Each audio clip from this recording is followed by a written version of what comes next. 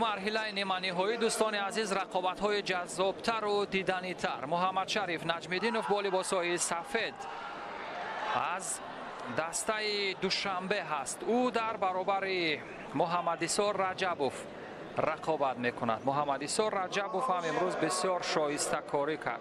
بسیار کارش خوب بود و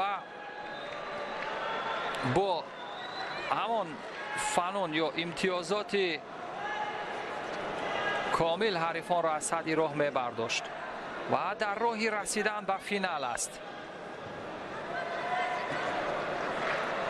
محمد ایسا و محمد شریف کدام از این دستی بالا را خواهد داشت در این رقابت نیمه‌نهایی و کدام این نخستین شده به مرحله نیمه‌نهایی می رود. امروز در ضد حمله های حریف نجمیدینوف بسیار شایسته هنرنمایی میکرد، در حالی که حریف میل اجرای همان اصول های سراپا را داشت. فوراً محمد شریف ضد حمله میکرد، پرداشته زدن.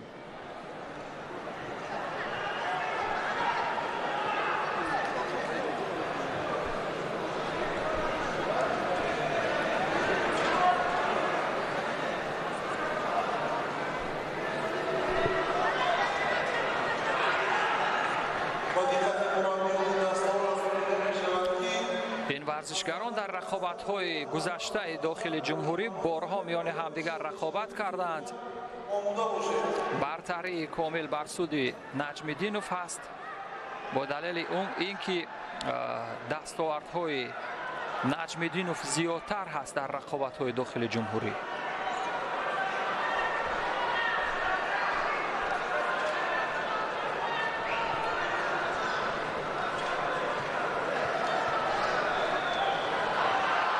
موقعیت برای نجمیدینوف، این هم زیدی حمله او رنگه، اما این هم فشار، یک وزری برای نجمیدینوف. محمد شریف نجمیدینوف در یک برهم و در همه که در حال اجرای اصول ها متفاوت بود.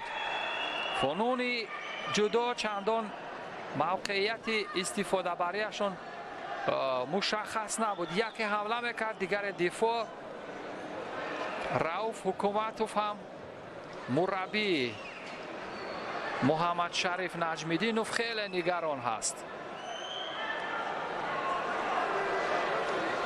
یک بار دیگر وزری عوضت ایپان سیای نگ، جذابترین اصولی که در اینجا استفاده شد. محمد شریف اکنون به فینال می رود.